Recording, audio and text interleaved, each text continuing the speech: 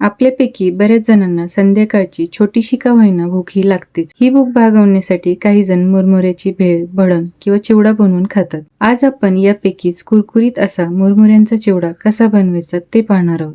मुरमुऱ्याचा चिवडा करण्यासाठी मी या कपाच्या मापाने 4 कप मुरमुरे घेतले आहेत. हे मुरमुरे मी निवडून व चाळून घेतले आहेत. आता हे सर्व मुरमुरे मी एका कढईमध्ये काढून घेतले आहेत. आता ते झाऱ्याच्या साहाय्याने सतत हलवून लो गॅस फ्लेमवरती कुरकुरीत होईपर्यंत भाजून घेऊ.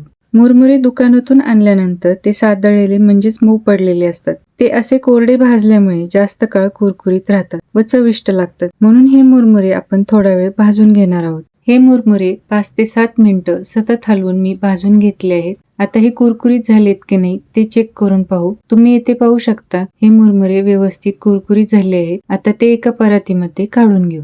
आता एका कढईमध्ये 3 टेबलस्पून तेल मी टाकून घेतले आहे. आता या तेलामध्ये 3 टेबलस्पून शेंगदाणे व्यवस्थित तळून घेऊ. आता हे खमंग असे तळून झालेले शेंगदाणे एका प्लेटमध्ये काढून घेऊ. आता याच तेलामध्ये 2 टेबलस्पून काजू तळून घेऊ आणि आता हे तळून झालेले काजू तेल निथळून या प्लेटमध्ये काढून घेऊ. आता या तेलामध्ये 10-12 कढीपत्त्याची पानं कुरकुरीत होईपर्यंत तळून घेऊ. ही कढीपत्त्याची पानं कुरकुरीत झाली आहेत ती देखील या प्लेटमध्ये काढून घेऊ. आता या तेलामध्ये बारीक चिरून घेतलेल्या 2 हिरव्या मिरच्या तळून त्या देखील प्लेटमध्ये काढून घेऊ. आता या कढईमध्ये फोडणीपुरते तेल ठेवून जादाचे तेल मी एका वाटीमध्ये काढून घेतले आहे. आता एका प्लेटमध्ये पाव टीस्पून हळद, अर्धा टीस्पून लाल तिखट, एक छोटा चमचा पिठी साखर मी काढून घेतले आहे. हे मसाले फोडणीमध्ये आपण एक एक करून जर टाकत बसलो तर काही वेळेस मसाले करपू शकतात. म्हणून मी एका प्लेटमध्ये ते काढून घेतले आहे. आता या तेलामध्ये अर्धा टीस्पून मोहरी तडतडली की सर्व कोरडे मसाले टाकून मिक्स करून घेऊ. हे मसाले मिक्स झाल्यानंतर तळून घेतलेले सर्व साहित्य टाकून एकत्रित करून घेऊ. यानंतर कुरकुरीत झालेले मुरमुरे टाकून हे सर्व मिश्रण एकत्रित करून घेऊ. आता यामध्ये चवीनुसार मीठ टाकून हा चिवडा थोडा वेळ परतून घेऊ.